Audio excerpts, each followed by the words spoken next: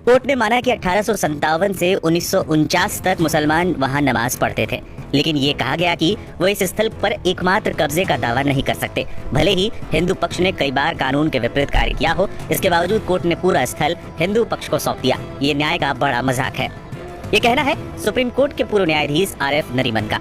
पूर्व जस्टिस नरीमन ने अयोध्या राम मंदिर पर सुप्रीम कोर्ट के फैसले पर असहमति जताई है। उन्होंने अदालत के फैसले को सेक्युलरिज्म के सिद्धांत के खिलाफ बताया। रिटायर्ड जस्टिस नरीमन ने कहा कि इन फैसलों में सेक्युलरिज्म के सिद्धांत के तहत न्याय नहीं दिया गया। उन्होंने इसे न्याय का मजाक करार दिया। दरअसल सेक्युलरिज्म और भारतीय संविधान नाम के एक विषय पर आयोजित प्रथम justice AM Ahmadi memorial lecture में उन्होंने ये बातें कही। मंच से जस्टिस नरीमन ने राम मंदिर केस और इससे जुड़े फैसलों पर खुलकर अपनी बात रखी। लाइव लॉ की रिपोर्ट के मुताबिक जस्टिस RN नरीमन ने कहा कि सबसे पहले सरकार ने लिब्राहन आयोग नियुक्त किया, जो निश्चित रूप से 17 वर्षों तक सोया रहा और फिर 2009 में एक रिपोर्ट प्रस्तुत की। दूसरा, इसने अयोध्या अधिग्रहण क्षेत्र अधिनियम और साथ ही सुप्रीम कोर्ट को राष्ट्रपति संदर्भ दिया ताकि ये निर्धारित किया जा सके कि मस्जिद के नीचे कोई हिंदू मंदिर था या नहीं।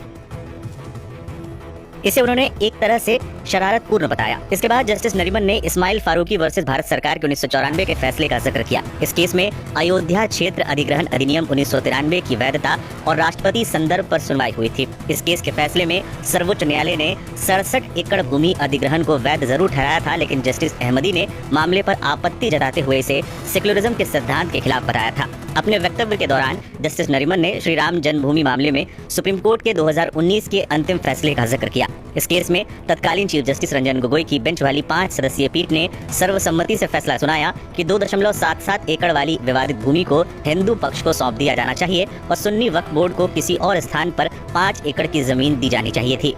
जस्टिस नरीमन ने इस फैसले की आलोचना करते हुए कहा, कोर्ट ने माना कि 1857 से 1949 तक मुसलमान वहां नमाज पढ़ते थे, लेकिन ये कहा गया कि वो इस स्थल पर एकमात्र कब्जे का दावा नहीं कर सकते, भले ही हिंदू पक्ष ने कई बार कानून के विपरीत कार्य किए हों। इसके बावजूद कोर्ट ने पूरा स्थल हिंदू पक्ष को सौंप दिया। ये न्याय का बड़ा मजाक है। उन्होंने कहा कि मस्जिद का निर्माण 1528 में हुआ था और ये तब एक मस्जिद के रूप में अस्तित्व में थी, लेकिन 1853 में पहली बार इसमें विवाद हुआ।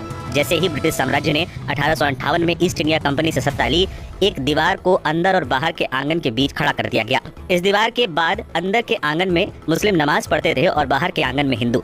यह तथ्य दर्ज है कि 1857 से लेकर 1949 तक दोनों पक्षों की प्रार्थनाएं होती रहती थी, लेकिन 1949 में कुछ लोग मस्जिद में घुसकर मूर्तियां स्थापित कर गए, जिसके बाद मुस्लिमों की प्रार्थनाएं रुक गयी।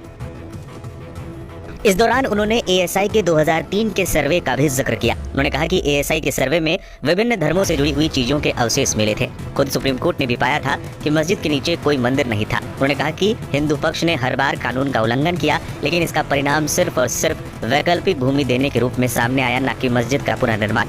उन्होंने कड़ी टिप्पणी करते हुए कहा कि अब भी कानून का कोई उल्लंघन हुआ तो वो हिंदू पक्ष ने किया। क्या ये कानून का सही पालन किया गया था? इसके अलावा उन्होंने बाबरी विध्वंस का भी जिक्र किया, जिसमें उन्होंने विध्वंस के आरोपियों को बरी करने की बात कही। जस्टिस नरीमन ने कहा कि जिन्होंने आरोपियों को बरी करने का फैसला दिया, उन्हें बाद में UP का उप लोकायुक्त बनाया गया। ये हमारे देश की स्थिति को दर्शाता है। इस तरह पूर्व जस्टिस नरीमन ने राम मंदिर मामले पर खुलकर अपनी बात, अपना पक्ष रखा। अब जस्टिस नरीमन के बयान पर आपकी क्या राय है, हमें कमेंट करके जरूर बताएं।